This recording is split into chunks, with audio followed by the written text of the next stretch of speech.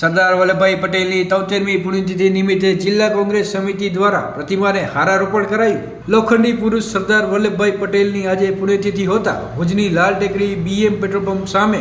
આવેલ તેઓની પ્રતિમાને હારારોપણ કરી શ્રદ્ધાંજલિ અર્પણ કરી હતી। કોંગ્રેસ સમિતિના PC ગઢવી, રામદેવસિંહ જાડેજા, ગની કુંભાર,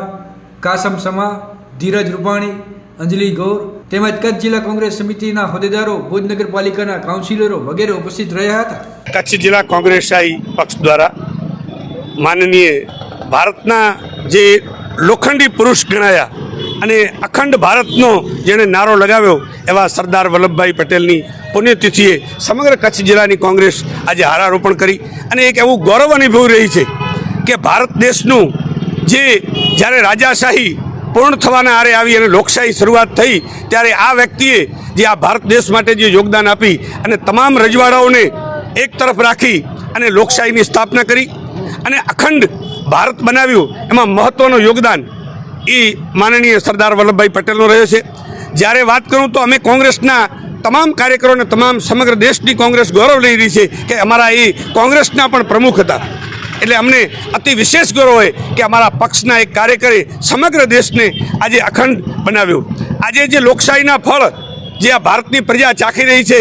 એ આ વ્યક્તિને મોટો એમાં યશ ગણાય છે। આજની સરકાર જે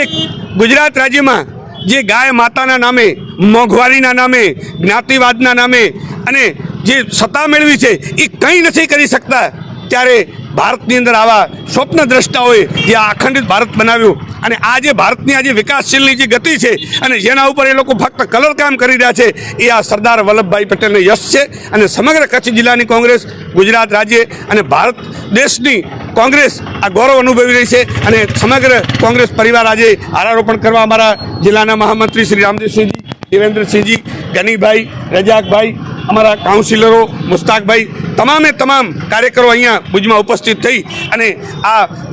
હારારોપણમાં સહભાગી બન્યા છે।